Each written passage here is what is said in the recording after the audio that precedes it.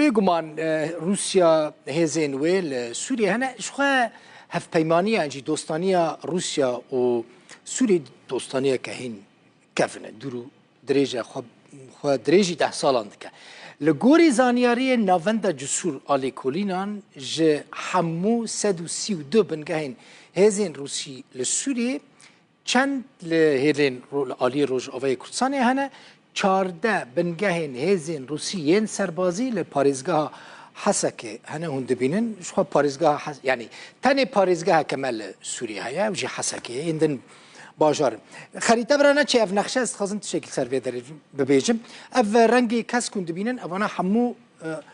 روز آوای کردستان البدره سرکانی و گریس بید بن کنترل چکدارن و ترکیه ده ابجی حمود بن کنترل چکدارن و ترکیه ده آلی دنجی دبن دست چکدارن جبهت النصره ده لناف چین روز آوای کردستان هزین روسی لناف کدره هنه هزا هری مزن یا روسیا لکدره لقامشلو لبالافرخانه قامشلوه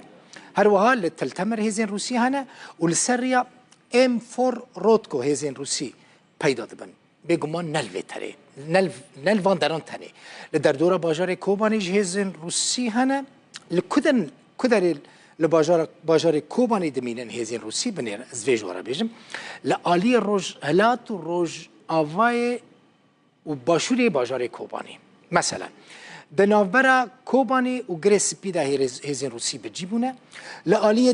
دناوبرا کوبانی و جرابلوسی ده هزین روسی بجیبونه خود ناوبرا کوبانی و جرابلوسی ده آوا چم فرات در باسته بر دناوبرا کوبانی و منبجه لوی درجه هزین روسی هنه هر وها دناوبرا کوبانی و عین عیسا دجی لوی درجه هزین روسی هاتنه بجی کرن لی بشک جهازين روسي لكدري هنا لتلرفعت جي ولدر دورة تلرفعت هاتنا بجي كرن يعني هجمارة هزين روسي لروج أوي كردستاني هجمارة كبيجمان نكمة روس نوكا أمريكانا يعني أمريكي بهتر شو حزدكن درد كفنا در و خلق جبوان ببينه لروس كاري خوب تزيدكن يعني كاري خوب وشارتي دكن يعني شوية زيادتر وكا أمريكان حزناكن لهون سر نخشيل سر خريطة دبينن هزين روسي لكدرا روج أوي كردستاني هاتنا بجي كرن